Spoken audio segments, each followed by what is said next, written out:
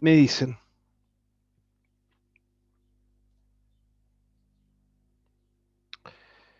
Bien.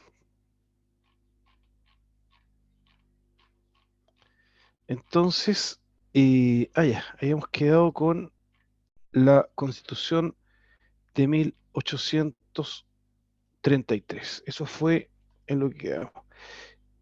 Compartí PPT. Espero que ahí diga Constitución de 1833. Espero que diga eso.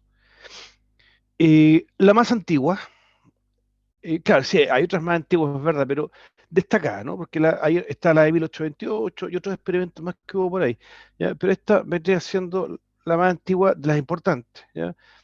Y la más larga. No ha habido constitución más extensa que esta. ¿Cambió o no? Dice el régimen portaliano ahora, ¿sí? El régimen portaliano, entonces. La constitución de 1833 ha sido la más larga de la historia de Chile. Diego Portales fue el artífice de este nuevo orden. ¿Ya?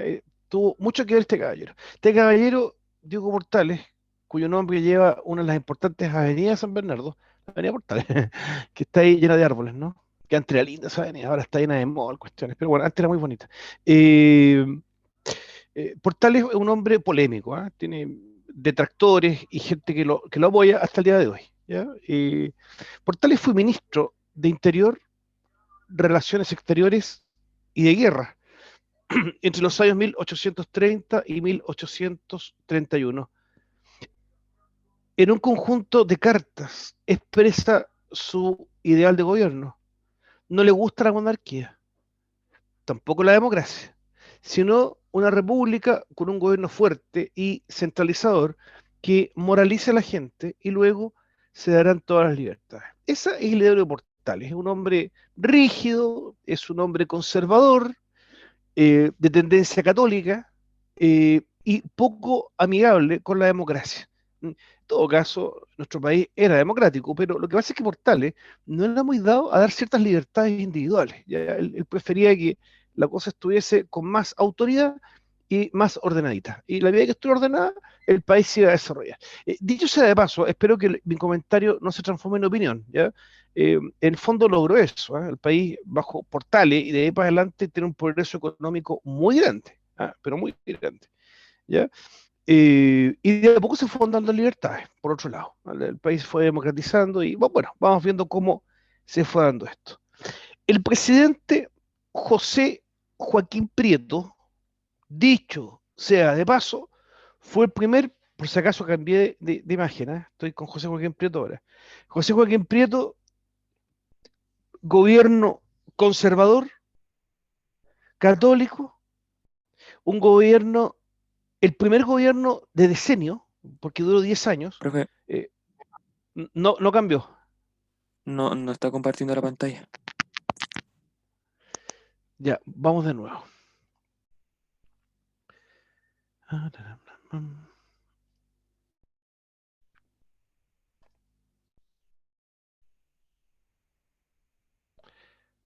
Ahora sí, dice el presidente José Joaquín Prieto. Ahora sí. Ahora sí. Chicos, cualquier cosa me paran nomás, ¿ya? Porque no tiene sentido que yo siga ahí, ustedes no están viendo nada. Entonces, José Joaquín Prieto, de acuerdo a la Constitución del 33, cada presidente duraba 5 años. A mí me gusta ese sistema, ¿eh? No sé, bueno, estoy opinando otra vez, pero bueno. Duraba 5 años y con posibilidad de reelección. Entonces, José Joaquín Prieto gobernó 5 años y lo reeligieron, ¿ya? Por eso es que estuvo 10 años. Es el caballero que está ahí, ¿ya? De 1831 a 1841. El que le sigue, Manuel Bulnes, ¿ya? Cuyo nombre en San Bernardo lo lleva a la calle Bulnes, ahí, que está en una calle bien central, ¿no? Donde está el mercado. Eh, También duró 10 años y también era conservador, ¿ya? Y el que le sigue, eh, José Joaquín Pérez, también duró 10 años, ¿ya? Y el que le sigue a ese también. ¿Ah? Fueron 4 gobiernos de 10 años. porque eran de 5, pero los reelegían. Una situación así nunca se ha ido al país. ¿Ah? Hay que decir, independiente de esta rigidez que tenían estos gobernantes, inspirados por Portales, eh, fueron buenos gobiernos en general, bastante democráticos dentro de estos límites que se ponían, ¿no? Eh, un ejemplo en América, un ejemplo en América. O sea, el resto, tal como se lo señalé en la clase anterior, el resto de América Latina eran puras dictaduras y golpes de Estado por ahí, a cada rato, digamos. ¿Se acuerdan que también les dije en la clase anterior, de ahí esto de nuestro himno nacional, se inspira en eso? ¿Ah? Huela cielo contra la opresión. ¿Por qué eso? Porque de muchos países se asilaban acá, ¿ya? De muchos países. ¿Ya? Pidieron asilo porque aquí en Chile había respeto por las ideas, los pensamientos. ¿Ya? Había universidades, había todo un ambiente más de libertad. Ya. El presidente José Joaquín Prieto y su ministro Diego Portales fueron los artífices de la Constitución de 1833. Se creó una gran convención parecido a lo que está ahora, ¿no? Y ahora son 155 los que están ahora. Acá eran 36. La diferencia es que estos 36 fueron nombrados por un equipo de peritos, ¿ya? Se creó una gran convención de 36 miembros entre parlamentarios y personas de probidad e ilustración. O sea, a diferencia de eso que estamos viendo actualmente nosotros, en que el pueblo eligió a los constitucionales, acá fueron elegidos por un grupo de expertos. ¿Ya? Esa fue la diferencia. Fue una comisión, esta comisión de 36, ¿no es cierto? Fue una comisión la que redactó la Constitución, en la que destacó Mariano Egaña, que él es el gordito este que está acá, con cara de simpático. ¿Ah? Él, era un jurista, un experto en derecho, ¿no? Y fue uno de los que hizo un gran aporte, ¿no? A cómo se fue escriturando esta nueva Constitución. Gobierno fuerte que permite mantener la seguridad externa e interna, recursos y libertades para el Ejecutivo coexistiendo con el Parlamento. Este concepto, mal que mal, se ha mantenido hasta el día de hoy. Las otras dos constituciones mantienen la misma idea. Esto el gobierno fuerte, lo tienen también la del 25 y también la de 1980. ¿Ya? Tienen la misma idea del gobierno centralizador y fuerte. Para bien, quizás en algunos aspectos, para mal en otros. En fin, esto ya es opinión de cada cual. ¿Ya? Contenido de la Constitución de 1833. Como se dijo, el gobierno es centralizador y fuerte, con una serie de facultades que supera el poder del Parlamento. ¿Ya? Es decir, hay un equilibrio entre el Parlamento y la presidencia, no lo había. El presidente tenía muchas más facultades que el Parlamento. ¿Ya? Excepto en fijar el presupuesto, perdón, cambió la cosa, ¿no? Dice contenido de la Constitución de 1833.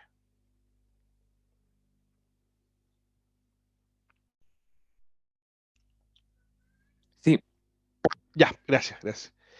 Decía entonces que, excepto en fijar el presupuesto de la nación, la ley de contribuciones y el presupuesto para las fuerzas de mar y tierra, el Parlamento podía demorar el despacho de estas leyes para presionar al Ejecutivo. ¿Ya? Era lo único que podía hacer, digamos, era demorar un poco el despacho con las leyes, pero fuera de eso no, porque el presidente estaba revestido de muchísimos poderes. ¿Ya? Alguien me podría contraargumentar, por ejemplo, que una gran democracia del mundo es Estados Unidos y que es del mismo sistema. Sí, sí, pero la gran diferencia estriba en que es verdad que el presidente de Estados Unidos está investido de muchísimo poder, pero con la diferencia que del orden interno tiene muy poco, porque eso ya los estados son autónomos.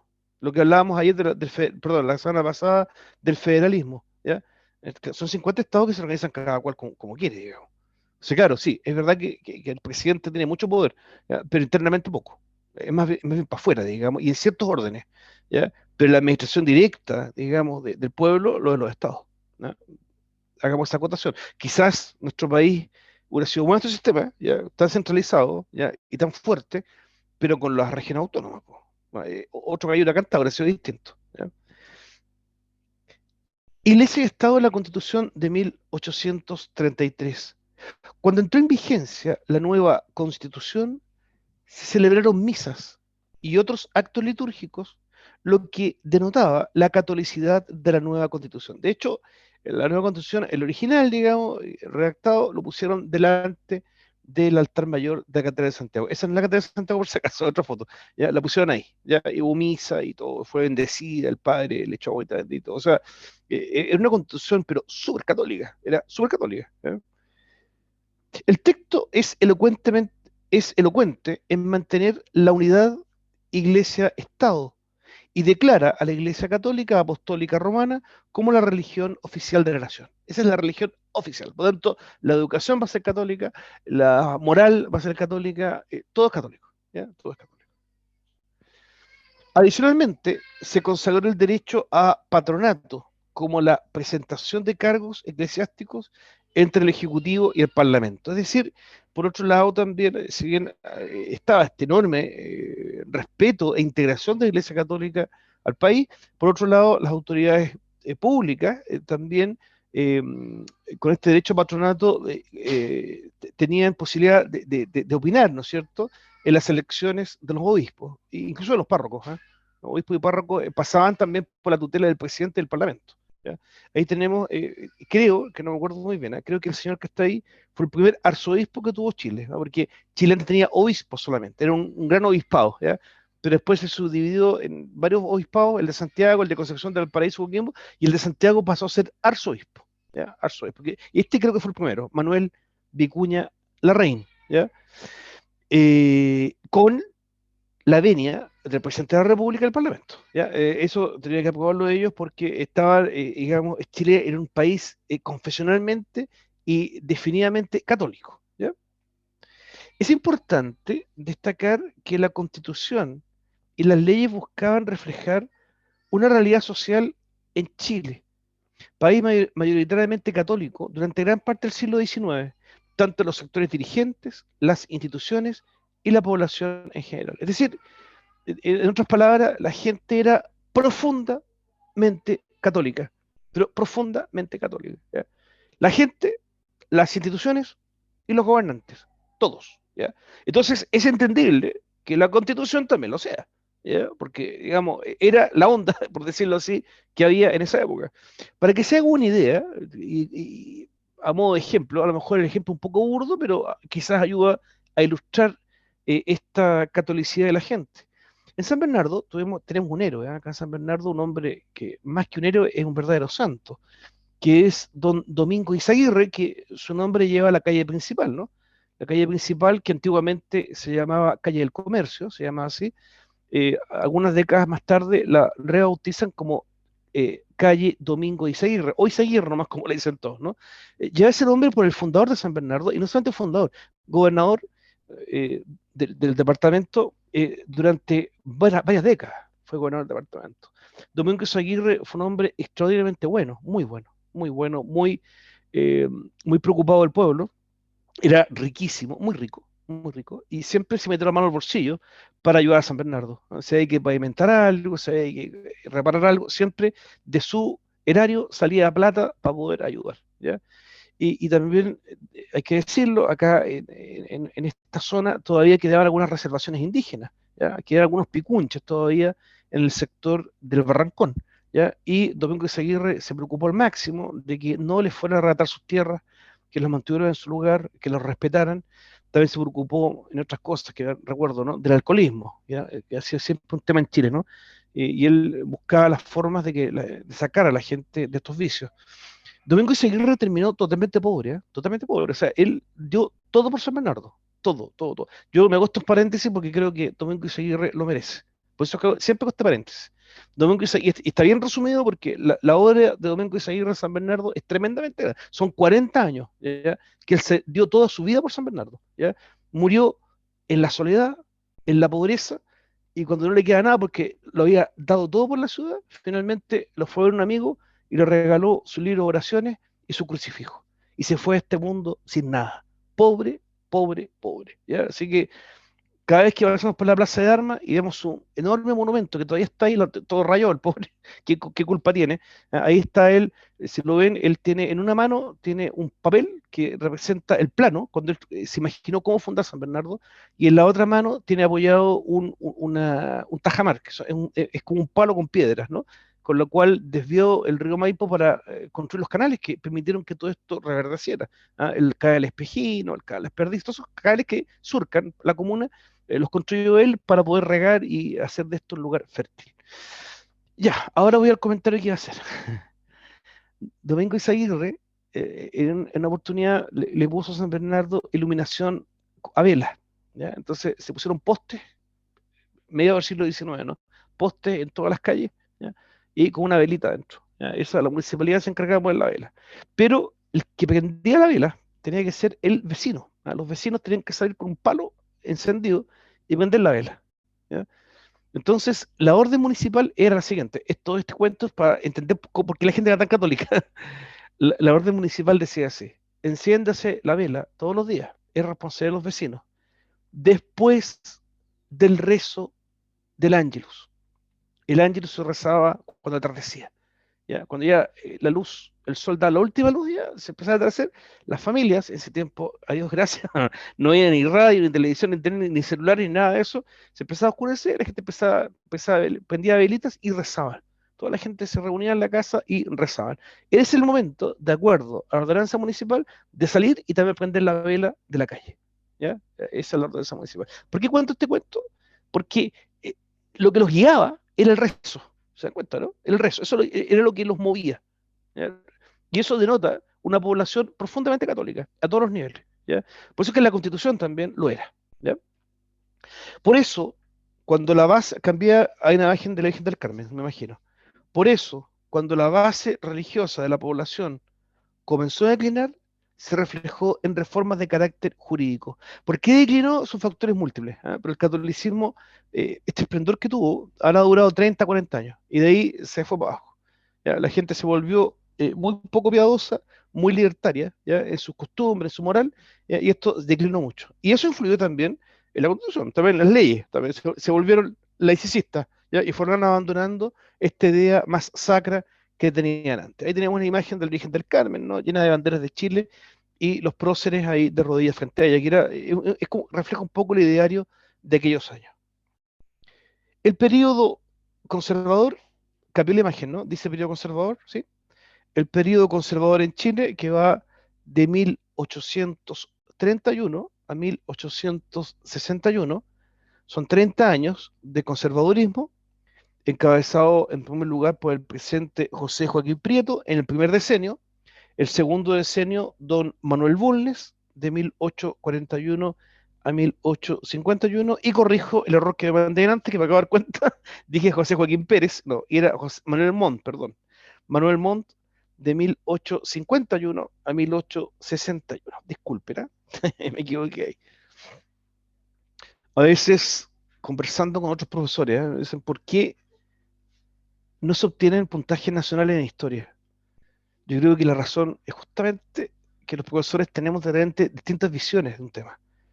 ¿Ah? Y eso, claro, al responder una prueba como la PDT, PHT, no sé cómo se llama ya, claro, puede a veces variar un resultado. Entonces, claro, hay puntajes nacionales. Puntaje nacional se entiende puntaje máximo, ¿no?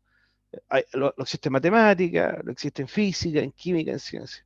El lenguaje también, pero un poco menos. Pero acá es mucho menos. De hecho, varios años no ha habido. Y puede estar, la razón puede estribar en eso, ¿ya? En que van las visiones de cada profe y esa visión puede distar un poquito de una pregunta y claro, y eso puede influir en una que en otra y eso impide que se produzcan puntajes nacionales. A ver, estamos en un periodo conservador, 30 años, ahí tenemos los tres presidentes, pero empuja fuertemente, de atrás, está empujando fuertemente una hegemonía liberal, ¿ya? Lo característico de quienes participaban del ideario liberal es la creencia en la creatividad y la plena expresión de la individualidad, que son la máxima aspiración a que debe propender todo cuerpo social. De este modo, cuando las organizaciones políticas y sociales favorecen esta libre expresión, entonces se propende el bienestar y la satisfacción de cada ciudadano. Ideario totalmente gringo, eso es norteamericano. Por eso es que le puse ahí la estatua de la libertad. ¿Ya? Esta libertad es lo que va a permitir al ciudadano ser feliz y prosperar. ¿Ya? Y no las ideas católicas y todo eso, porque eso está más ligado al antiguo régimen. Era el argumento que tenían los liberales. Ya hasta cuándo un país católico, la cuestión, ¿no? Hagamos un país como Estados Unidos, que no tiene religión, la cuestión, ¿ah? No tengamos monumentos a la Virgen María, pues esas cuestiones del pasado. Pongamos, igual que los gringos, la estatua de la libertad, pues eso es lo que hay que poner acá. Esas eran las cosas que se discutían y por ahí iban apretando los liberales.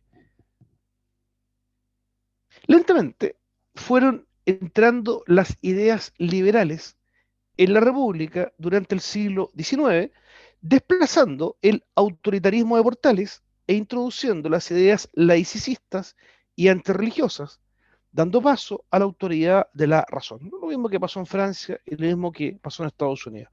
Ahí en la imagen tenemos a un importante libertario que es Benjamín Vicuña Maquena, que una de las principales avenidas que hay en la ciudad de Santiago lleva su nombre, ¿no? Al igual que tiene varias obras que le recuerdan como el Cerro Santa Lucía, Avenida Mata y otras obras más. Fue intendente acá de Santiago, muy destacado, muy importante, Benjamín Puñamaquén. Una de las primeras manifestaciones concretas del ideario liberal tomó forma en el movimiento literario denominado Generación del 42, ¿ya? Ahí destaca otro gran literato chileno, gente muy destacada en Chile y también afuera, José Victorino Lastarria. Hay un liceo ahí en Providencia, ya su nombre, y varias calles en muchas ciudades también llevan su nombre, Lastarria, José Victorino Lastarria. Eh, Paréntesis muy breve también, San Bernardo también destacó mucho en esto, ¿eh? San Bernardo siempre fue una ciudad cultural, ¿no? Es muy penoso ver que hoy no queda casi nada de eso, casi nada, no, casi nada. Pero fue una ciudad que estuvo muy impregnada de estos idearios libertarios y hubo mucho intelectual viviendo acá, muchísimos. ¿Ah? Aparecieron las primeras instancias de organización para la acción política. Una de ellas es el Club de la Reforma, fundada en 1849, el Partido Liberal, también del año 1849, que el Partido Liberal después va a gobernar muchos periodos en el futuro. El último presidente liberal fue eh, don Jorge Alessandri Rodríguez, fue el último que hubo. ¿Ya?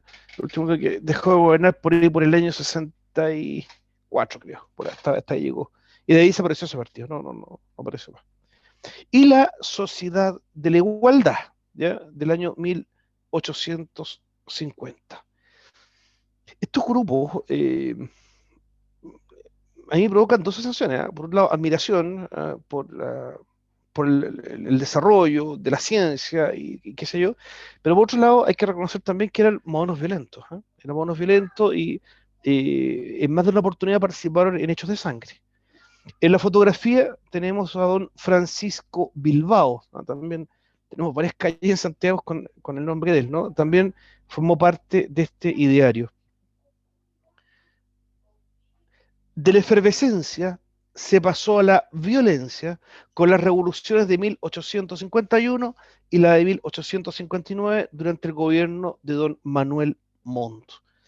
Eh, Manuel Montt fue el último gobierno conservador y tuvo que resistir dos embates muy fuertes. Me parece que fue más violenta la rebelión de 1851. ¿Ya? Al atardecer, un grupo de civiles, junto con algunos militares, se atrincheraron en el Cerro Santa Lucía para tomar el poder. Apareció el ejército con carabineros y se armó una guerra, ¿no? Que duró toda la noche. Toda la noche dándose balazos hasta que finalmente las fuerzas liberales fueron vencidas y hubo fusilamientos, gente detenida, presa, qué sé yo, y se acabó, digamos, fue ahogado este levantamiento de 1851. Y hubo otro del año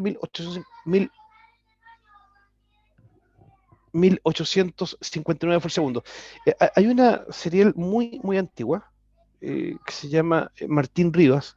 Yo creo que ustedes son tan jóvenes que se van a la Teatro de lo Lindo, porque es muy antigua, es una serial chilena del año 1979, es bastante viejo, estamos hablando más de 40 años, de antiguo, casi medio siglo.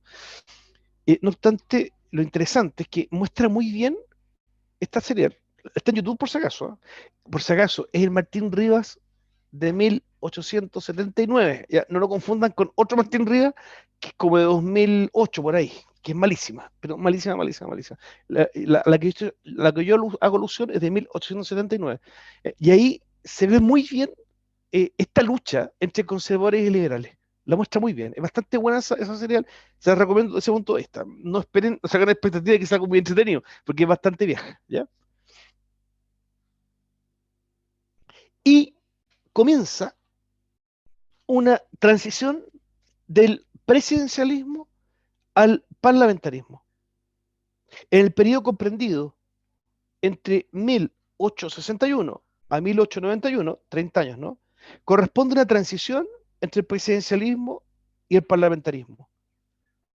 Ahora sí, José Joaquín Pérez, el que está ahí, y también en San Bernardo de una calle que ya es su nombre, ¿no?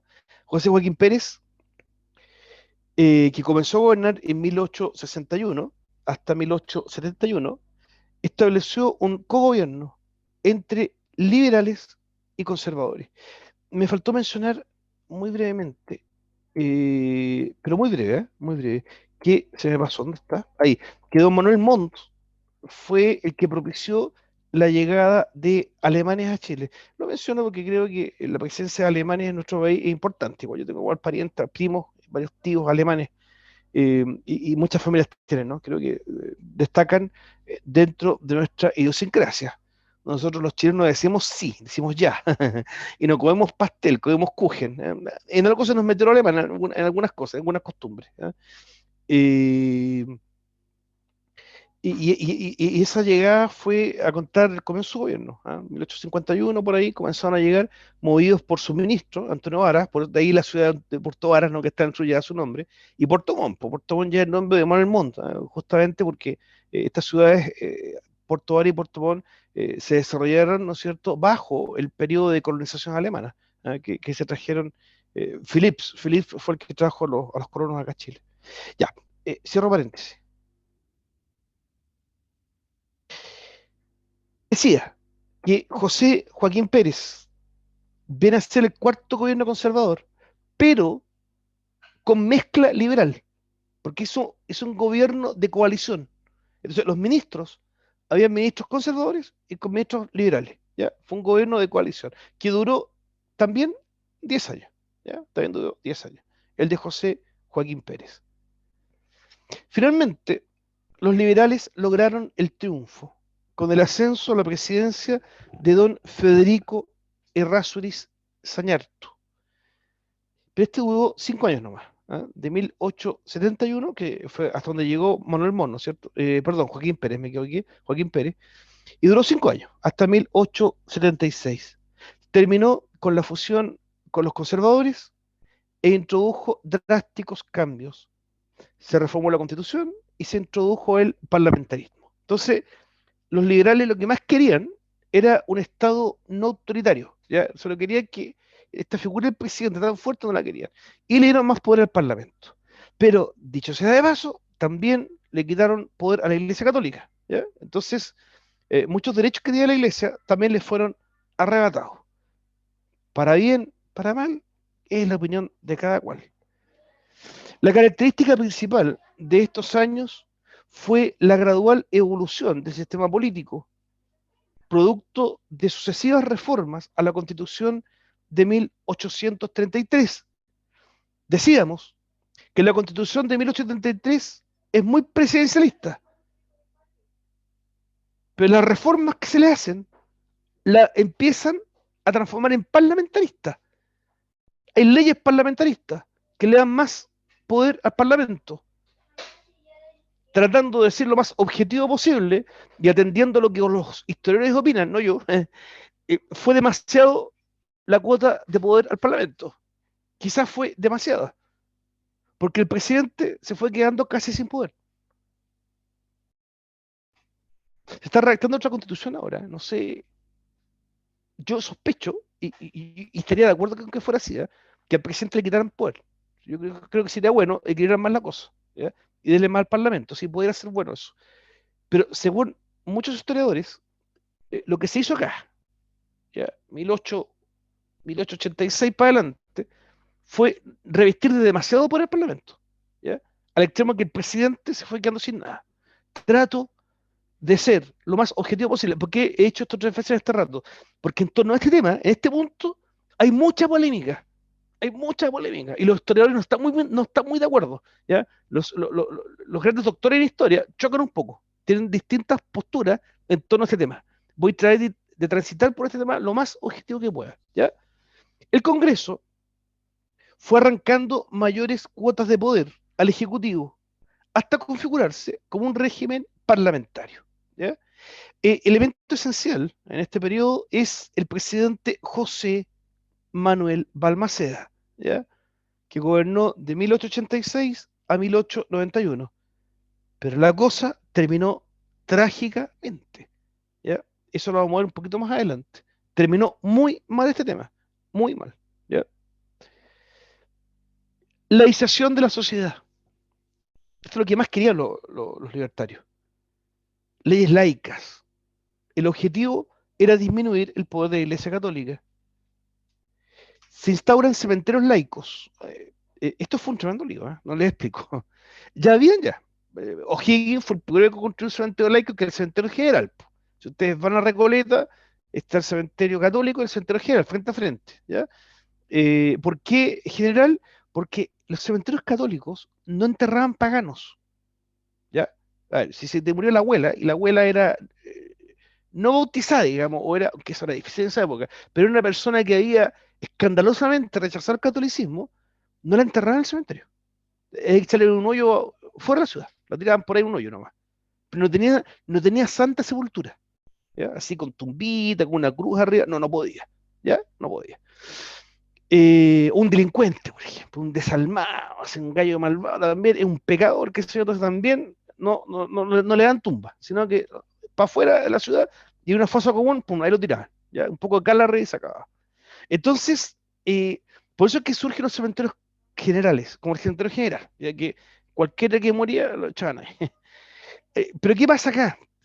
Que vuelven laicos todos los cementerios.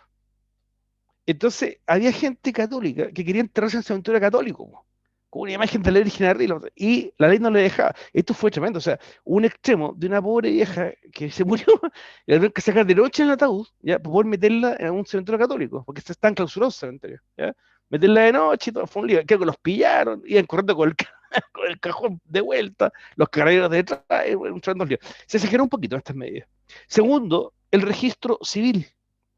¿Ya? El registro civil no existía antes, ¿no? Cualquier registro de un ciudadano, ¿dónde se guardaba? Usen un poco el micrófono ahí. ¿Dónde se guardaba el registro de cualquier ciudadano? Si alguien quería saber cuándo nació el papá, ¿dónde averiguaba eso?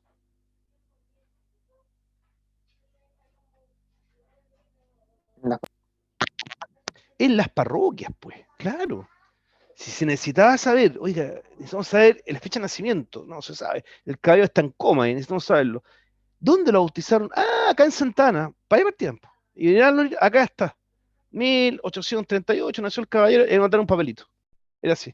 No existía el registro civil, ¿ya? Aquí surge, porque ya a contar de este año, más o menos 1886, por ahí, no sé el año exacto, esto fue variable, fue a poco, a eso me refiero, fue gradual. Surge el registro civil y todo empieza a quedar registrado por esta oficina que existe hasta el día de hoy, ¿ya? Y la iglesia siguió registrando por su cuenta, pero ya como algo aparte, como la iglesia católica nomás. Pero no estaba ahí el registro de todo. Por eso cualquier investigación, que a veces por herencias, cosas así, tú topas hasta ese año. Y para buscar más atrás, tienes que ir a parroquias. ¿Ya? Ahí está guardado. De hecho, situaciones por el estilo que han ocurrido en Mendoza han tenido que ir a buscar acá a Santiago. ¿Ya? Porque Santiago era la parroquia de Mendoza en los siglos XVIII para atrás. ¿Ya? Entonces, los datos más antiguos están guardados acá todavía, increíblemente. San Bernardo es muy antiguo, ¿ya? Y todavía hay registro, hay una bodega especial ahí en la catedral de San Bernardo, atrás, y yo conozco esa parte. Hay unas bodegas así bien cerradas, y ahí están con unas manijas, así que está con un montón de fierro, así, todo muy bien guardado, y ahí están los libros antiguos. ¿Ya? Todo está guardado, está registrado ahí, nacimientos, desde 1821 para adelante. Está todo guardado. Yo lo he visto, lo he ojeado, así que es bonito ver eso. Y el matrimonio civil. Aquí surge esto, la gente, bueno, tenía que ser doble, tenía que casarte por la iglesia y aparte te pasaban un librito ahí dentro de la iglesia, te casaban y el cura, espérese un poquito, y le abría y firma acá también, tenía que ser, este es el civil, tenía que ser. Después hizo aparte, después ya se separó completamente. Ya como es ahora que tú vas a casarte por el civil y por la iglesia aparte. ¿Ya? Pero cuando se instauró el matrimonio civil, hubo que llevar libros de registro a las iglesias. ¿Ya? Y un oficial de registro civil, decía, oiga, padrecito, póngala acá, por favor, ya, listo, los declaro marido y mujer, firme aquí, ya, acá, y ahora los registros civil. Y aparecía un señor ahí de corbata, acá, por favor, esto, y me lo llevo. Y salía de la iglesia, y registraban aparte, ya, porque iban paralelo. Esto que fuera gente que se casaba solamente por el civil, fue muy raro, ¿eh? Décadas después empezó, ¿ya? Pero no me traje eso casado por la iglesia, era muy raro una cosa así, ¿ya? Y brevemente, la guerra contra la Confederación Perú-Boliviana, muchas personas creen que la guerra del Pacífico no es lo mismo, no es lo mismo. Es una guerra que se libra en el año 1836. Perú y Bolivia establecen una confederación. La idea es refundar el imperio incaico. Es su bandera, esta bandera de acá, que une al Nor Perú, al Sur Perú y a Bolivia, y se pretendía también incorporar, esta bandera correspondía a Ecuador, y esta bandera con esos puntitos rojos a Argentina, y también a Chile, ¿ya? Pero Chile no quería, no quería. Argentina lo estaba como pensando, qué sé yo, pero Perú con Bolivia estaban en esa parada. Santa Cruz, Santa Cruz, dicho sea de paso, era un dictador. Ya, era un dictador. Santa Cruz conforma la Confederación Perú-Boliviana, el cual está compuesta por tres estados. El norte, perdón, es que muy breve, es que Perú está dividido en dos partes. Estaba el Norte Perú y el Sur Perú, ¿ya? En dos eran como dos zonas aparte, ¿ya? Y Bolivia. Santa Cruz inicia una política internacional para captar nuevos integrantes, como Ecuador, Chile y la Confederación Argentina. Argentina ya había nacido como una federación, por eso le decían Confederación Argentina, ¿ya? ¿Por qué guerra? Perdón, dije que empezó en el 36, empezó en el 36 al 39, es relativamente corta, comparada con el Pacífico, que es mucho más larga. De 1837 a 1839. Causas. La creación de la Confederación Perú-Boliviana por Andrés de Santa Cruz. Quiere volver a crear el imperio incaico. Primera causa en 1836. ¿Ya? Lo que hace es que crea el imperio y le mete a Chile adentro. Y acá ni preguntaron. Entonces, acá no gustó mucho el tema. Especialmente entre los conservadores. Para nada. Los conservadores, bueno, ¿están locos de Santa Cruz? ¿Por qué nos quiere meter al baile si nosotros no queremos? Pero había algunos liberales que sí querían, ¿eh? Querían. Por tales, por ningún motivo. ¿Ya? Por ningún motivo. Perú, este fue otra causa, que como decíamos, era una espinita ahí que estaba molestando. Lo que pasa es que para lograr la independencia de Perú, a ver, una guerra nunca es barata, las guerras son carísimas, son carísimas. ¿Ya? Si las guerras son caras, aparte de los que mueren, lo otro doloroso de una guerra es lo cara que son. Eh, entonces, para poder liberar a Perú de España, hubo que pedir un préstamo. ¿Ya? Ese préstamo lo fue a pedir un señor llamado Irrizari. Irrizari fue a pedir el préstamo a Washington, Estados Unidos. ¿Ya? Y los norteamericanos se pusieron con los dólares. ¿Ya? Y con eso se compraron armas, pólvora, barcos, la cuestión. Y con eso liberaron a Perú. Perú no quería liberarse de España. Estuvo en esta cuestión. ¿Ya? Los peruanos no querían, pues. Si aquí los obligamos a liberarse. Ya llegamos a liberar, pero los peruanos, oiga, mire, los que somos peruanos, digamos, estamos con la corona, aquí nadie quiere independizarse. No, si se van a independizar, pues, San Martín con O'Higgins tiraron los cañones, tiraron los barcos, dejaron la grande, ¿ya? Y entre comillas, liberaron al Perú, porque los peruanos no querían. Ya, finalmente Perú es república. Pero Perú, ya una vez que se integró como república, no quiso pagar oiga, tírese un billete para acá, pues si no se lo recarga la cuestión. Pues si nosotros no queríamos, pues, pero igual los liberamos, ya empezó la discusión, la cuestión es que Perú no paró, no pagó nunca. No pagó la cuestión. Entonces, esa, ya han pasado varios años, estaba la raya que los peruanos no se habían puesto con ni uno. Y como tercera causa, la rivalidad comercial entre Valparaíso y el Callao por el control del Pacífico. Competían muchos los dos puertos. ¿Ya? Y eso también provocaba molestia entre los dos.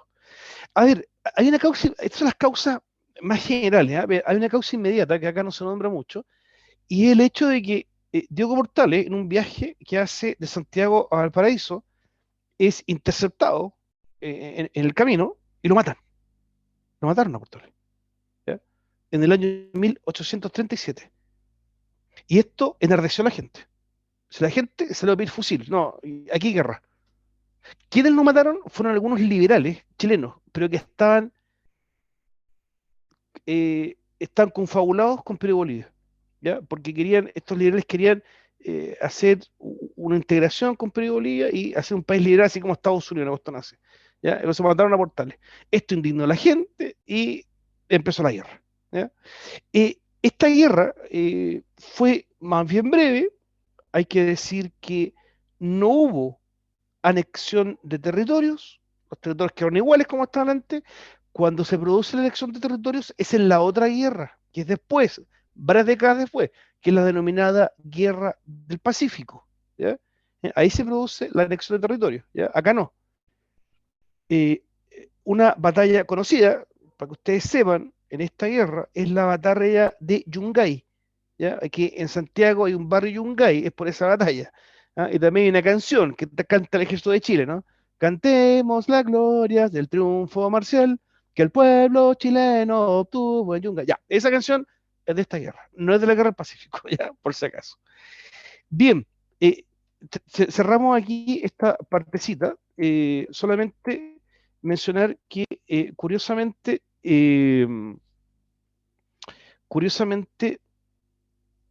después de esta guerra, esta fue la denominada guerra contra la Confederación Perú-Boliviana, eh, se produce un conflicto con España. España eh, intenta recuperar Perú. Entonces, varios países se tiran y defienden a Perú, entre ellos Chile. Chile defiende a Perú y corredor de los españoles, lo saca. Y España le declara la guerra a Chile. Entramos en conflicto con España. No es la guerra de independencia, es otra guerra. Esto, acá no tengo acá porque son hechos muy puntuales, entonces se mencionan poco, ¿ya? Y España se indignó con esto, se dio una vuelta y pillaron a Valparaíso solo, sin defensa. Y los muy desgraciados, tengo palabras peores, pero no corresponde ser una clase, ¿ya? Los muy desgraciados bombardearon Valparaíso y lo quemaron entero, quemaron todo Valparaíso. La escuadra chilena, al enterarse, esperó a los españoles en Papudo. ¿Conocen Papudo, no? Está al norte del paraíso. Lo esperaban en Papudo. Y ahí los agarran, les sacaron la mugre, les hundieron los barcos, toda la cuestión, ¿ya?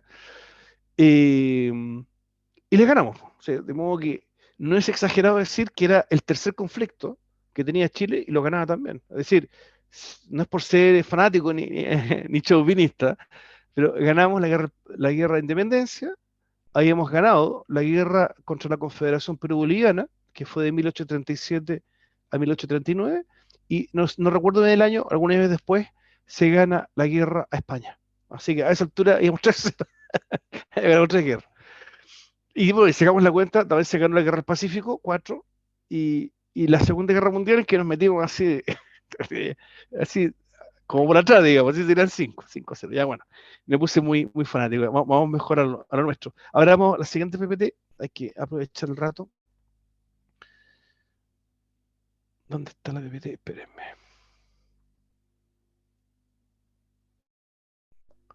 Espérenme un poquito.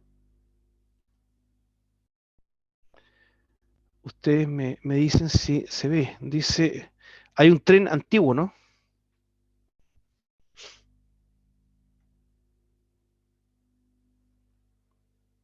Hay un tren antiguo con Valparaíso atrás.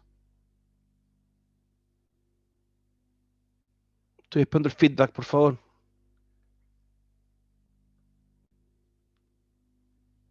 Bueno, supongamos que sí sí lo están viendo. Profe. ¿Se ve bien? ¿Se dice la expansión de Chile? Sí. Ya. No, La expansión de... ¿No está en dice? la portada. Eh, ahora sí.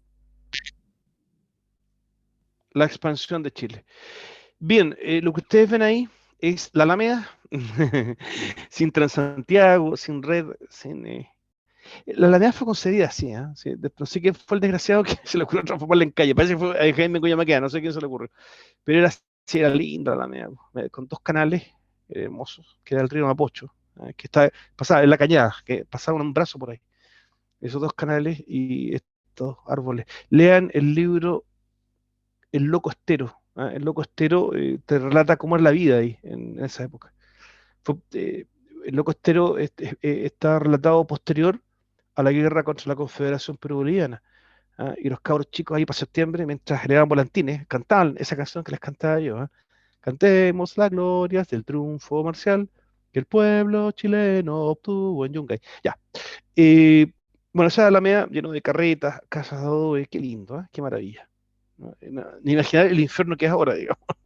Qué horror. La expansión. Corrió, ¿no?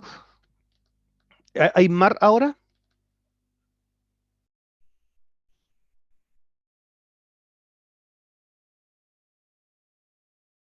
No. No, ya, vos tenés que igual que la otra vez, era una, no queda otra. Ya. La expansión de la economía y el territorio. Son dos aspectos. Cuando hablamos de expansión, la expansión se va a producir a mediados del siglo XIX. Corresponde bastante en una primera fase con los buenos conservadores, ¿ya? Esta impronta que le da portal a la Constitución del 33 y la forma de gobernar, mal que mal, trae bastante desarrollo, bastante impulso, ¿ya? Y el desarrollo es muy potente en lo económico, pero también territorial. Vamos viendo. Durante la mitad del siglo XIX, Chile vive un importante proceso de expansión territorial, impulsado por la importancia que adquieren las materias primas que demanda la economía capitalista mundial. Porque tenemos socios, ¿no es cierto?, en Estados Unidos, qué sé yo, y por ahí, y por allá, y nos compran muchas cosas. Y eso permite que Chile se empiece a desarrollar bastante rápido. Hay que recordar que Chile era como, dentro del Imperio Español, era un reino bastante alejado, digamos, una cuestión así bien lejana, ¿ya? No se compara a lo que era, por ejemplo, Lima, Buenos Aires, Bogotá o Ciudad de México. Eran ciudades que hasta el día de hoy tienen inmensos museos, catedrales, edificios que guardan mucho esa época colonial. Uno va para allá y encuentra unas cuestiones, acá no hay nada, po, porque no hubo mucho desarrollo. Pero a contar del mediados del siglo XIX, este reino agotado que está se empieza a desarrollar bastante bien. Voy avanzando, pero me salgo por entrar porque parece que esta cuestión como que no agarra bien. Dice la ejemplar organización de Diego Portales permitió que las personas que vivían entre el río Aconcagua y el río Biobío, de 1 millón de habitantes, pudiera desarrollar el país, enfrentando el desafío de una economía industrializada. ¿Ya? Chile se sube al carro de la revolución industrial. ¿Ya? eh, es una república, es un país democrático, libre, al estilo, no igual, pero un poco siguiendo el ideario de Estados Unidos. Eh, Hay que ver que Chile es el primer país que pone tren, ¿ya?, en América Latina. Los primeros trenes en América los tiene Estados Unidos. El segundo país, Chile, ¿ya? Que se incorpora el ferrocarril. ¿Ya? Porque es un país que se está desarrollando potentemente, pero el desarrollo, ojo, es entre los ríos Aconcagua y Biobío. ¿Ya? El resto del país, naca la pirinaca, no había nada. Nada, era todo muy agreste, así, todavía muy atrasado. Es solamente entre Valparaíso y Concepción. Muy parecido al panorama actual, porque las tres grandes ciudades chilenas son Valparaíso, Santiago y Concepción. ¿Ya? Y los dos grandes centros industriales son Santiago y Concepción. ¿Ya? Bueno, no ha cambiado mucho la cosa en 200 años. ¿Ya? Me salgo, avanzo, vuelvo a entrar. La población creció en forma explosiva y los chilenos comenzaron a expandirse hacia los 4 puntos cardinales. Nuevas tierras son ocupadas por gente emprendedora que llegó a lugares como Copiapó. Es lugares inexplorados, es zonas nuevas, ¿ya? Pero también traspasaron las fronteras a zonas salitreras y argentíferas de Tarapacá y Antofagasta. Destaca acá un San Bernardino. Vuelvo a destacar a San Bernardo acá, a José Tomás Urmeneta. Por eso esa calle lleva su nombre, ¿no? Que fue un importante empresario de La Plata. Hombre que surgió abajo, ¿eh? José Tomás Urmeneta era pobrísimo, ¿ya? Pero con su esfuerzo trabajó en minas y se hizo de mucho dinero. Era muy rico José Tomás Urmeneta. Eh, Hay que destacar que se expande a Tarapacá y Antofagasta. ¿Eh? No olvidemos que Tarapacá es peruano, pero los chilenos están trabajando allá. Y Antofagasta se metió, los bolivianos se metieron para allá y pusieron un puerto, pero eso era chileno. Yo, dejémoslo bien claro. ¿Ya? Dejémoslo bien claro. ¿Ya? Eso era territorio chileno. Y así lo establece la Constitución de 1828. ¿Ya? Perdón, 1822. Lo dice claramente. ¿Ya? Eso es territorio chileno. Y de hecho, cuando se van descubriendo minerales, se trasladan muchos chilenos a trabajar ahí. ¿Ya? El problema es que Perú fue a instalar un puerto de ellos, Cobija. Y Chile, por su lado, también la embarró porque no alegó, se quedó callado. Ya, los peruanos se instalaron ahí, ya bueno, ya se instalaron. Y después lo declararon como propio. O sea, ahí Chile les dijo, a ver, ¿cómo es la cuestión? Pues si este era nuestro. Pues, no, es que nosotros no tenemos salida al mar. Pues. Ya, bueno, le dijeron ya, pero ocupen ese lado, pero hasta un límite nomás. Y ahí empezó una contienda. Hasta dónde estaba esa raya, ese límite. Por otro lado, las tierras valdivianas reciben nuevos migrantes. Perdón, no avanzó, ¿no es cierto? Me imagino. Ahí, ahí. Por otro lado, las tierras valdivianas reciben nuevos migrantes que comienzan la intensa producción agropecuaria. También se penetra en territorio mapuche. En Valdivia, eh, en Osorno, Puerto Varas, Puerto Montt, llega un buen número de alemanes que comienzan a trabajar estas tierras. Esta gente llegó realmente sin nada, sí, pero pobrísimos, pobrísimos. Al extremo que algunos, esto me lo contó algunos alemanes que yo conocí por esos lados, o sea, mis tatarabuelos, me decía un señor, vivían en cuevas, a orillas del río, perdón, del lago Villarrica, perdón, no, el lago, espérenme, el, esto olvida eso. No está por todas las, pues el lago se llama, ya no importa, da lo mismo.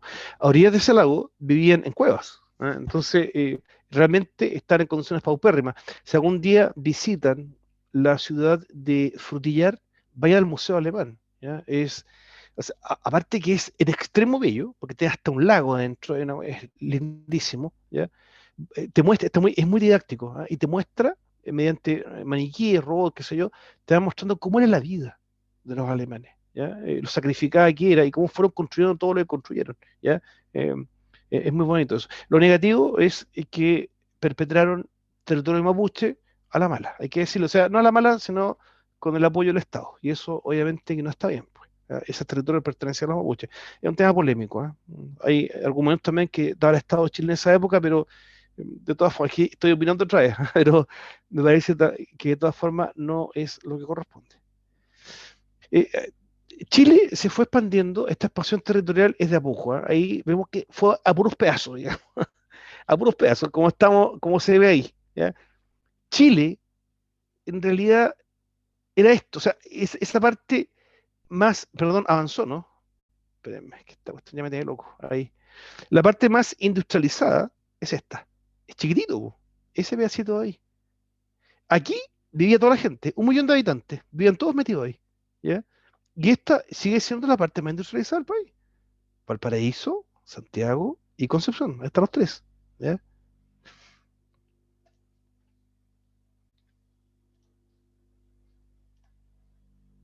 Corazón del país, Valle Central, entre Santiago y el río Biobío, ¿ya? Acá tenemos, insisto, disculpe que sea majadero, un panorama parecido al actual, ¿ya? Valparaíso, 1 millón de habitantes hoy, Santiago, 7 millones de habitantes hoy, Concepción, un poquito más de 1 millón de habitantes. Talca, unos 500.000 habitantes más o menos. Y aquí tenemos y bueno, y Chillán, ¿no? Que está importante también hoy en día, y Rancagua también, que también ha tenido preponderancia. Pero es el Chile antiguo, y esto tiene raíces que se meten muy atrás, para el siglo XVIII, incluso para el siglo XVII, de esa época, ¿ya?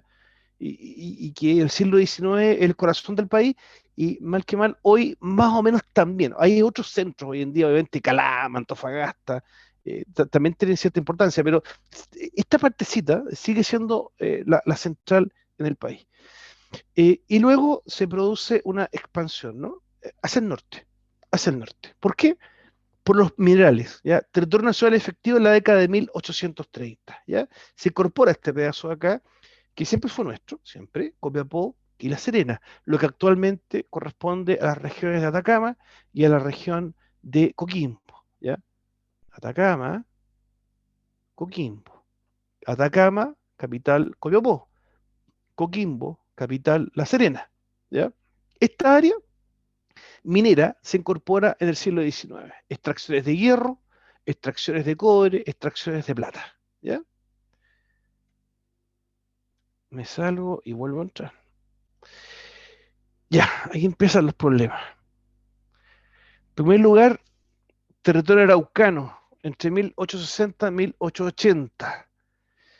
Polémico. ¿Cómo se anexó? Mediante compra de tierras y mediante el ejército que empujaba a los mapuches. Entonces, no fue ni tan pacífico ni tan violento. O sea, hubo acciones pacíficas, que fue compra de tierras, por un lado. ¿Ya? Algunos argumentan, contraargumentan, sí, pero fue lo que les pagaban eran chuicas de aguardiente, sí, ¿verdad? Pero también estaban ellos a soltar, bueno, no sé. Y por otro lado, el ejército que sencillamente los corrió, o sea, los sacó nomás y pusieron ahí a italianos, alemanes, españoles y chilenos, ¿ya? Y eso se quedan con esas tierras. Es ahí donde está la grande ahora. Es un tema muy complicado de abordar.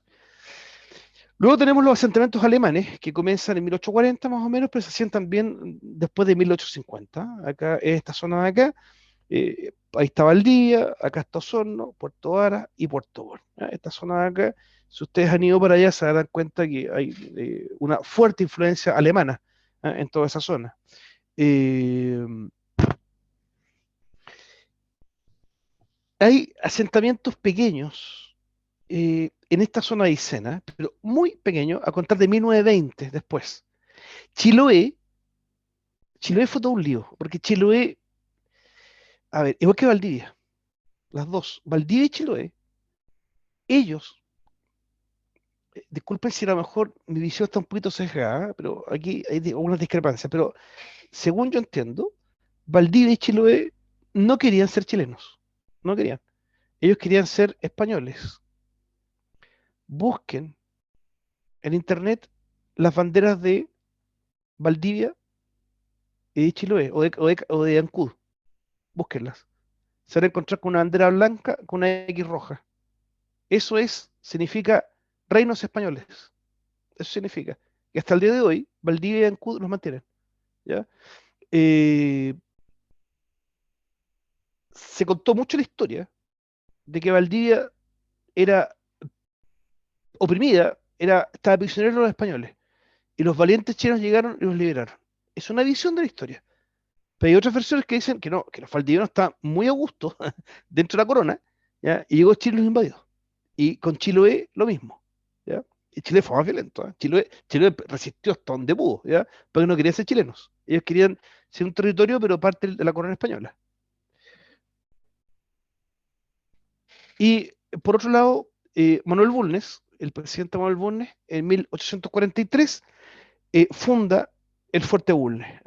Ahí hay una historia acá, ¿no? Toda esta parte púrpura es chileno, ¿eh? Esto los argentinos se lo agarraron de patudos que son nomás. ¿Ya? Pero todo esto, Chile era todo esto que está aquí. ¿Ya? Y aquí se funda el Fuerte Bulnes. Historia trágica, porque Fuerte Bulnes, la gente se murió toda de hambre. ¿Ya? Tuvieron que refundar. Y ahí fundaron Punta Arenas. ¿Ya? Avanzamos. Retrocedo, vuelvo a entrar. Valdivia se anexa en 1820. ¿Ya? La ciudad de Valdivia está hacia allá. eh, Había 17 fuertes que protegían, ¿ya? Está muy bien protegido y el temor de la gente que invadiera Chile eh, eh, se superaba por los 17 fuertes. Decían, tranquilo, no va a pasar nada porque vamos a resistir bien. ¿Ya? Eh, Hasta que llega a Chile con bandera española. Entonces, eso no se hace. Entonces, los valdivianos vieron, son de los nuestros, y los dejaron pasar. Entraron por aquí algunos y otros por acá, se embarcaron acá. Si algunas han ido para allá, hay una ciudad pequeña que se llama Corral. fue invadida por atrás, por la retaguardia, y los otros barcos entraron por acá. Y lograron derrotar a las fuerzas que resistían acá en la bahía de Corral. Y fue tomada Valdivia. ¿Ya? Y se acabó el gobernador que había, que era Manuel Picarte. Si ustedes van a Valdivia hoy, la calle principal se sigue llamando Manuel Picarte, todavía, todavía. ¿Ya? Es un tema que depende de cómo se cuentan estas historias, yo no sé. Eh, luego queda Osorno, y Osorno, eh, los valdivianos se fueron hasta Osorno, de ahí resistieron, y fue atacado por Chile en un lugar que se llama El Toro. Ah, dicen que esa batalla fue horrible, se mataron, pero finalmente vencieron los chilenos. Eh, ¿Qué permitió el triunfo chileno? La ayuda de los huilliches. Error, error, pero tremendo. Los valdivianos, conectados con la corona española, a los huilliches los tenían tranquilos. Esa es tu tierra, viejo, no te la vamos a tocar. Llegaron los chilenos, se tomaron esto, y los huilliches, que les ayudaron más encima, eh, les dieron la patada al trasero y les quitaron las tierras. Fue el peor error. Yo estuve en Valdivia, en Corral, hay unos fuertes enormes, no sé si ustedes han ido alguna vez, unos tremendos fuertes, y a ciertas horas del día se hacen representaciones de esta guerra, ¿ya? Y disparan por todos lados, es súper entretenido. Y tiran muñecos así, como que caen muertos, tiran de los castillos, así, ¿no? Es muy bonito, es muy bonito. Hay unos castillos enormes, así, es muy bonito.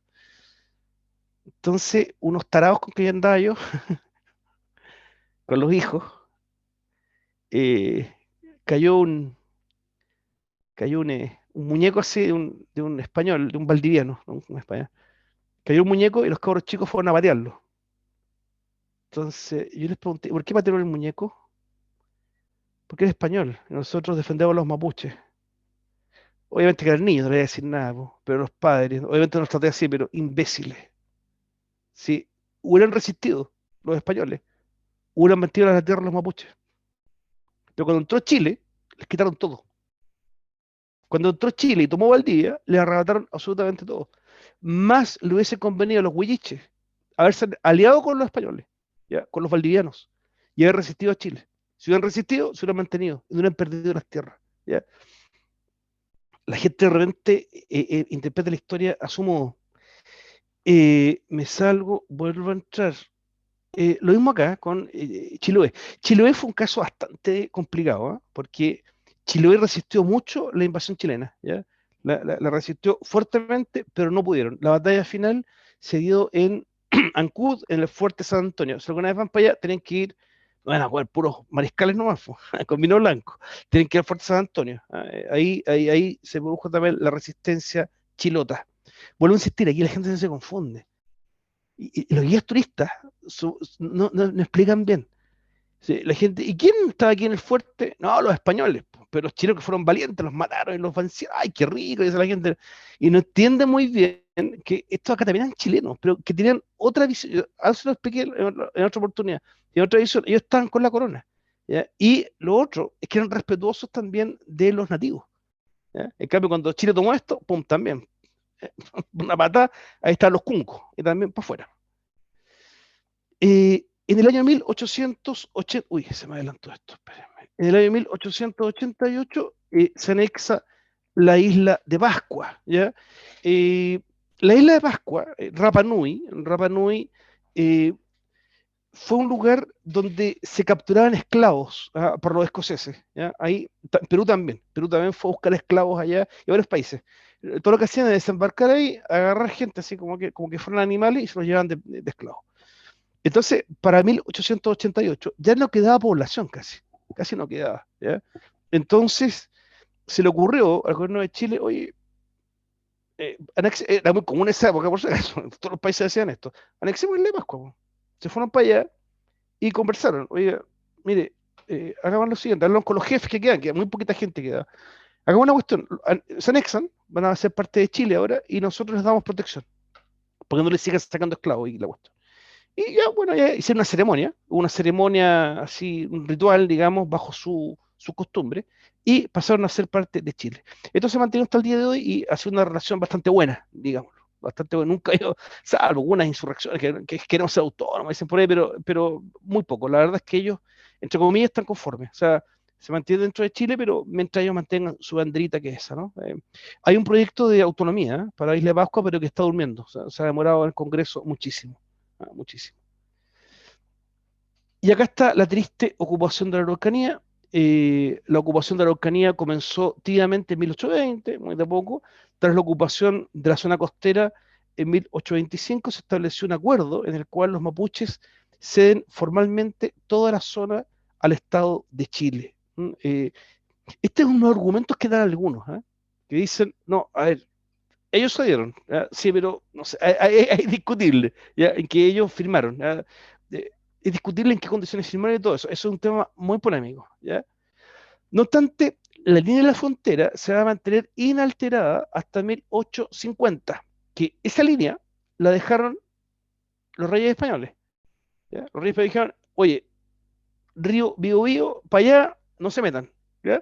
Porque es de ellos, ¿ya? Fue una herencia sí que dejó la corona española. Pero como Chile era autónomo ahora, en una república, o sea, no sé, o sea, aquí ahora somos la República de Chile, si ustedes hicieron el trato con los españoles, ¿ya?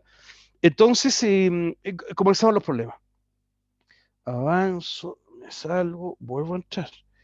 Lentamente se va produciendo una colonización del territorio por campesinos que fueron comprando tierras, aunque no alteraron el modo de vida de los mapuches. Ellos siguieron con sus costumbres, aunque lentamente empezaron a tener vecinos de otras etnias, chilenos, italianos, alemanes, españoles, vecinos, se fueron metiendo.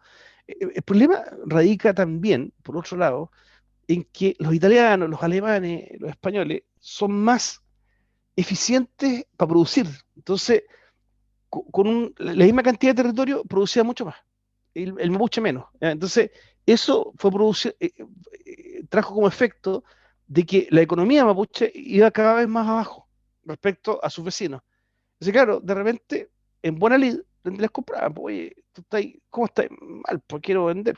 Ya yo te compro. Yo produzco mucho, pues, claro, algún italiano, alemán, yo te compro. Ahora, ¿esas compras son legales? Sí, sí, pero es que también es discutible, que discutible, que sí, son legales, sí, se firmó un papel y hay que ver que algunas veces le hacen alguna fiesta. Entonces, oye, ¿querés más copete, no? Ya, pero cédeme la tierra. Ahí te dejo 3 garrafas, eran garrafas largas, así, de aguardiente. Claro que ahí mirá que tenía ahí como para 3 meses para seguir chupando. Entonces, claro, iban cediendo. Entonces, sí, sin duda que el que firma, firma, digamos, nadie le puso una pistola en la cabeza. Pero, también hay un tema ético, po. Si tú sabes que el gallo está alcoholizado, ¿ya? Y le estáis tirando una chuica ahí para que te entregue la tierra, no corresponde, ¿ya? Esos son los litigios que hoy en día, yo no sé con qué terminar esta cuestión, que es muy difícil tratar de rastrear exactamente si un territorio fue arrebatado por el Estado de Chile, ¿ya? ¿Quiénes fueron los ancestros y quiénes compraron después? Ese es un lío que es muy complicado de resolver, es muy complicado, es dramático, ¿eh? Yo tengo muchos parientes y muchos amigos en la zona, ¿ya? Y la situación o sea, es tan dramática, que uno de los casos más dramáticos que he conocido fue el de los papás de mi compadre. Tengo un compadre, yo, que se llama Juan Carlos. Sus padres son mapuches, sus compadres, perdón, sus suegros, me equivoqué, sus suegros son mapuches y les invadieron un territorio y se los quitaron, po, otros mapuches. Entonces, como se dan cuenta, va un poco más allá de un tema étnico, ¿ya? Sino que aquí hay de repente usurpaciones y problemas que no son fáciles de abordar. Me salgo, avanzo, vuelvo a abrir. 1852, el Estado de Chile crea la provincia de Arauco. O sea, definitivamente ya este territorio que era mapuche le puso el nombre de provincia de Arauco, ya se acabó. 1853 se dicta una serie de disposiciones para la protección de la propiedad indígena, ¿ya? Son leyes, disposiciones que permitían que los mapuches tuviesen ciertas reservaciones, lugares donde ellos podían trabajar tranquilos, ¿ya? Claro que esas cuestiones las viraron como que nada, pues, fueron puros papeles nomás. Eh, Posteriormente, en 1853, aparece el plan del general Cornelio Saavedra, quien empujaría a los mapuches hasta el río Mayeco, con un ejército altamente preparado. las tierras ganadas serían entregadas a los agricultores. La razón de fondo, si puede tener alguna moral esto, esta barbaridad, esta barbarie que se hizo, el fundamento era que los mapuches eran muy ineficientes en el trato de la tierra, que es verdad, digamos, sí, eran ineficientes, pero eso no quiere decir que se las va a quitar, ¿ya? Eran muy ineficientes, así que, no, que el problema es que, digamos, para producir tales quintales de trigo, tú lo puedes hacer con 100 hectáreas, y un mapuche que tiene 1000, 2000, 3000 hectáreas no produce nada. Entonces, eso no es bueno para la economía del país, entonces, mapuche para afuera, ¿ya? Se invadía con el ejército y se pasaba a un agricultor chileno, alemán, español o italiano. Ya se quedan con tierra ahí. Avanzamos ahí. El punto álgido llega con Orly Antoine de Tours, un francés. Tal la insurrección indígena y la proclamación de un francés como rey de la Araucanía dieron pie para que procediera con el plan Saavedra. A ver, este caballero que está aquí, este francés, es un libro también polémico. Ese que él es nombrado rey. ¿Quién lo nombra rey? Los caciques mapuches. ¿Ya? Entonces él se nombra, se proclama rey de la Araucanía, pero una Araucanía que incluía territorio chileno y argentino, de los dos lados. Porque de los dos lados hay mapuches. Po. Yo de hecho he estado del otro lado también mapuche. De los dos lados hay. ¿Ya? Este fue el rey. A ver, entre 1861 y 1868 se avanzó hasta el río Mayeco y se establecieron 5 fuertes, pero la resistencia mapuche fue muy fuerte. A ver, eh, hay que ver, o sea, también aquí es opinar el tema y es polémico. Yo creo que este caballero, eh, Orly Antoine, no sé, mi opinión, ¿eh? Yo creo que está un poco loco. ¿Ya? Ahora, ¿por qué los caciques le siguieron el juego? No sé, ahí yo no sé. No sé. Pero esto de autoproclamarse rey, y me han dicho que los otros lo coronen rey, lo pusieron hasta corona y toda la cuestión, sin duda, que era el gran argumento para el Estado de Chile, para decir, ¿saben qué? No puede haber un rey acá, pues, acá somos república. Así es que los invadimos. Entonces ahí ya es lo que necesitaba el Estado de Chile para decir, se invaden a los Araucanía. Fue la excusa. Fue la excusa. Entonces, no sé, estaba de acuerdo, estaba loco el caballero acá, los caciques, no sé en qué estaban, por qué lo coronaron rey, no sé. Pero lo que sí tenemos claro que fue la excusa para ya tirar todo el ejército e invadir. Entre 1871 y 1878, el general Urrutia avanzó unos kilómetros más y el ferrocarril llegó hasta Angol. Angol es la ciudad más al norte dentro del territorio mapuche. Y el ferrocarril llegó hasta ese lugar. Esa fotografía es de un túnel, ¿no? Que traspasa hasta esos lugares. Eh, Pese a la guerra del Pacífico, en que gran parte del ejército se desplazó al norte, se continuó peleando la guerra de Arauco. En 1883 se arrebataron a los mapuches extensos territorios al sur del Biobío, confiscados como terrenos fiscales y repartidos entre chilenos, suizos, españoles, franceses, alemanes e ingleses. A los pobres mapuches no les quedó nada, les repartieron toda la tierra. ¿Ya? Esto fue realmente un desastre. Eh,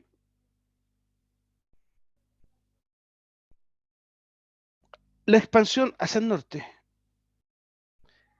Acá está el conflicto que yo les mencionaba antes. Chile alegó buenos títulos sobre la zona de Atacama. Habíamos dicho, ¿se acuerdan? La clase anterior, que en la Constitución de 1822 se establece como parte de nuestro territorio. ¿Cuál es el límite? No sé si ustedes ven la flechita ahí. Este lugar.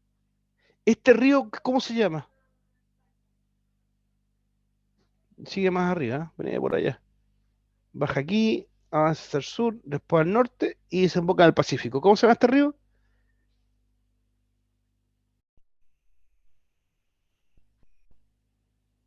¿Cómo se llama un club que está ahí, en Calama? Cobre.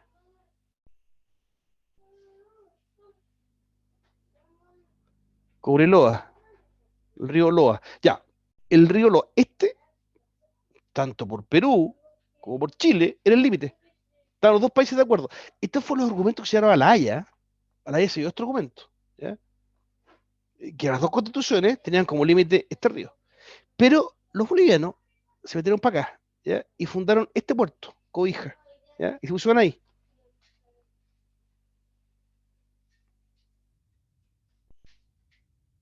Sin embargo, Chile consideraba de escaso valor estos territorios. Por eso, cuando Bolivia funda el puerto de Cobija en 1829, Chile no protesta. Yo creo que fue un error, ¿ah? De haber protestado al tiro, pero no protestó. Pero cuando se descubre el valor comercial de dichas tierras, comienzan los conflictos. El presidente Bulnes promulga una ley por la cual el límite norte de Chile es el paralelo 23 y entrega concesiones a empresarios chilenos para explotar las guaneras al sur de Mejillones. Ok, ya quédense en Cobija, vamos a dejar el paralelo 23 como límite norte, ¿no es cierto?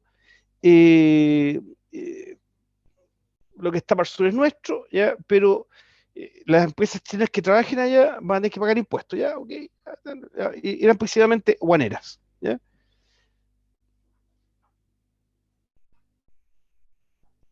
Conforme las décadas pasaban, se descubrían nuevos yacimientos de salitre y de plata. La cosa cambió, porque en esa época el salitre era muy caro, ¿ya? Porque con el salitre tú fabricas, servía de abono, pero ¿qué otra cosa se hace con el salitre? A ver, quién sabe. Se fabrica también pólvora. Entonces era cara, era muy caro el salitre. Empresarios con sus trabajadores chilenos estaban en toda la zona. El 85% de la población eran chilenos y tan solo el 5% bolivianos. Ciudades como Antofagasta eran puros chilenos. Lo único boliviano que había era el alcalde y la policía. Nada más. Y la familia del alcalde. El alcalde, la familia del alcalde y la policía. No lo digo yo, lo leí en el diario de la hija del alcalde. ¿Ya? Ella relata ahí. Estoy muerta de miedo, dice. Porque los únicos bolivianos acá es mi papá, yo y la policía. Y uno que otro funcionario público, digamos. Pero el resto eran puros chilenos. Eran todos chilenos. Yo les expliqué muchas clases atrás, que un antecedente geopolítico para declarar como propio un territorio es la presencia de ciudadanos de ese país en ese territorio, ¿ya? Por eso es que mantenemos, aunque sale un poco caro, pero mantenemos la famosa Villa Las Estrellas. ¿Por qué mantenemos una ciudad, el único país que tiene una ciudad en la Antártida, que es Chile, el único? Porque si el día de mañana la reparten, nosotros vamos a decir, oiga, nosotros de tal año que tenemos una ciudad allá, que se llama Villa Las Estrellas, chilena. Ese es un antecedente geopolítico clave, ¿ya? Y si alguna vez se reparte, vamos a tener que dar un buen peso a Chile, ¿ya? Porque está esa ciudad metida ahí. Los otros países tienen puras bases, pero ninguno tiene una ciudad. Ay, chiquitas, sí, pues son, digamos, son unas pocas cárceles, no es una ciudad así como Santiago. No, obviamente que son unos módulos así nomás, pero tiene de todo, pues tiene, hasta una iglesia tiene iglesia, tiene correo, tiene posta, hospital, colegio, tiene de todo, ¿ya? Es una pequeña ciudad. En tanto, en Tarapacá, la población peruana es el 44% y el 56% extranjeros, de los cuales la mitad eran chilenos. De modo que en Tarapacá, o sea, lo que es Arica y Iquique, la presencia chilena también era menos que en Antofagasta, pero no dejaba de ser también considerable.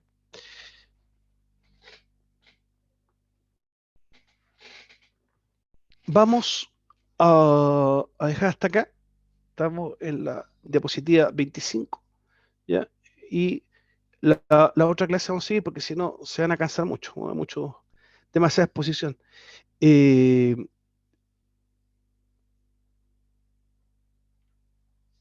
Estimado Martín, no es el río Tinguiririca, ¿ah? Es el río Loa, si es que era eso la pregunta. ¿Ah? No, ha pasado todo el rato, no, en razón no. Parece que era otra cosa que tú estás mencionando ahí. Te referido al... Sí, ya sé a qué te refieres, sí. Era por el tema de los mapuches, está bien. Ah, ya, sí, sí, sí, correcto. El Loa es el más largo de Chile, efectivamente, es muy largo. Ahora, el Loa es chiquitito, sí, pues sí, es que parece que es muy chiquitito, pero es el más largo de Chile, efectivamente. Sí. Ah, ya. Ahora entiendo lo que me dice Martín. Ah, el Tinguiririca era una de las cuevas. Claro, es que los alemanes vienen en cuevas, pues si no era gente poderosa, así que llegó acá. Que hay gente que tiene pocos años. No, si eran pobrísimos. Llegaron en condiciones muy malas, muy malas. Eh, Opiniones, aportes, dudas. Acuérdense, diapositiva 25. Ahí retomamos el próximo martes.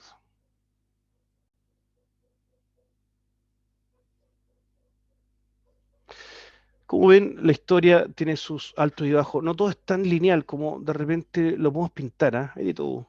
Hay de todo. O sea, conflicto mapuche hay de todo, digamos. Hay abusos, pero otras situaciones que no son abusivas necesariamente. Hubo compras también, o acuerdos también, sesiones de tierra. De repente pintar como que todo fue un arrebato, no es tan así. Obviamente que hubo abusos, sin duda, y con mucha violencia, porque se tiró el ejército encima. No cabe la menor duda. Pero hay que ver bien, no. La polémica ahora no, yo no sé cómo va a salir eso, no tengo idea. Muy complicado de resolver, sobre todo que han pasado muchas generaciones sobre los mismos territorios. Entonces, ver de dónde para dónde y de qué le pertenece a quién es muy difícil, muy complicado. En tanto con nuestros vecinos, lo vemos la otra clase, ¿ah? Pero eh, al menos el territorio de Antofagasta geopolíticamente era nuestro. O sea, porque así lo estableció la Constitución, porque del punto de vista de la geografía política había presencia humana de chilenos en el lugar. ¿Ya? Y otro elemento económico importante, las empresas eran chilenas. De modo que declarar el territorio como nuestro no tiene nada de otro mundo, digamos. No hay ningún acto maléfico ni nada que se le parezca. ¿Ya? Fue lo correcto, fue lo correcto. Obviamente que fue en medio de una guerra, pues hubo derramamiento de sangre y todo lo que quieran. Con Perú, ahí podemos entrar a discutir, porque la presencia chilena era mucho más baja. En el caso de Arica y Iquique, ¿ya? Era más baja, y de hecho eso es territorio de ellos. Así que ahí sí que podríamos entrar ya a decir, no sé, un arrebato de tierra. Un detalle nomás, y con eso terminamos. Todos esos territorios, ya, el Antofagasta y Iquique, fueron pagados, por si acaso. Lo que valía esa tierra se pagó en monedas de oro y plata. ¿Ya? Y todos esos pagos, concesiones, sesiones, todo lo que se estableció quedó escriturado en un tratado. Ese tratado se me olvidó el año que es, después se los averiguo. Creo que fue 1925, no me acuerdo. Está todo escrito. Por eso es que todas las demandas que tuvimos en La Haya las ganamos, porque está todo escrito. Bueno, compadrito, mire, esto firmó su presidente en 1900. Mire, ahí está todo. Está todo escriturado. ¿Ya? Está la Constitución, está todo. Entonces, por eso es que estos jueces de La Haya, cuando vieron todo eso, saben que ya falla a favor a Chile. Tienen razón. Sí, eso es de ellos. ¿Ya? Eso es de ellos. Bien. Ay, gracias, que no me acordaba el año, oye. Gracias, Esteban. Sí, 1904. El 25, 1904. Que hay varios en todo caso, pero el 1904 el que definitivamente delimitó todo el territorio y en lo cual Perú y Bolivia están de acuerdo, ¿ya? Y también se pagó por eso, ¿ya? Y en varias cuotas. En varias cuotas se fue pagando comunas de oro y plata, ¿ya? Y más otras concesiones más, pues, ¿sí? El ferrocarril Arica-La Paz, el ferrocarril Arica-La Paz hasta el día de hoy corre. O sea, es parte del tratado y corre. Sí, es que no llega a la paz. Bueno, es que los bolivianos lo tienen votado al otro lado, porque si no es culpa nuestra. ¿Ya? Pero si tú tomas el tren en Arica, te llega hasta Bolivia. Lo que es que llega al límite y para allá el tren no sigue. Hay que bajarse y seguir en un bus, digamos. ¿Ya? Pero el tren está ahí. Y también los enclaves, po. Los enclaves están todos ahí. Ahora, Bolivia no lo ocupa, po. Pero tú vas a Iquique, tú vas a Antofagasta, y yo lo he visto en los enclaves, dice bandera boliviana, ahí está el enclave. Pero no lo ocupan. Son territorios que se le han cedido ellos para que tengan sus cosas ahí, pero ellos ocupan hilos en Perú, no quieren meterse para acá. Pero bueno, están los enclaves ahí. ¿Ya? Sí. Sí, claro, sí, no, se mencionaba mucho el tratado ese, ¿no? Nuestro presidente no es muy instruido en estas cosas, se cae mucho, pero ahí estuvo bien, ¿eh? Ahí sí, defendió bien ese punto, justamente el Tratado de 1904. Y si el de acá no es muy bien preparado, ni hablar de Evo Morales es un chiste, el tipo no. Evo Morales realmente en ese conflicto se metió un tete solo, porque evidentemente iba a perder. Sí, porque hizo todo ese movimiento en esa época, por una razón política, era para darse fama. ¿Ya? Pero le salió el tira por la culata, porque obviamente, y cuando perdió, la fama se le fue y quedó destituido inmediatamente. Entonces, crean estas cortinas así, estas parafernalias para ganar votos, ¿no? Pero que no tienen sustento, debido a que lo que está escriturado está muy claro. Estimados, quedan pocas clases, es una pena. Vayan leyendo, tienen sus libros del colegio, yo les he recomendado muchos libros, manténganse al día, hay que leer mucho, y leer, y leer, y leer. ¿Ah? La única forma de aprender estas materias, ¿ya? Ya se acerca la prueba ya, y nos vamos a reencontrar el próximo martes. ¿Ya? Que estén muy bien y hasta una semana más. Adiós. Chao, chao. Profesor, Sí, dime. perdón que lo moleste, pero yo llegué tarde a clase porque estaba en una reunión de apoderados. Ya, Sofía, yo te voy a poner ahí, no te preocupes. Sí, por favor, gracias. Ya, no hay problema. No hay problema. Adiós. Chao. Gracias. Chao, Esteban. Muchas gracias por los aportes. Igual, Martina. Muchas gracias por los aportes. Se agradece muchísimo. Que estén muy bien.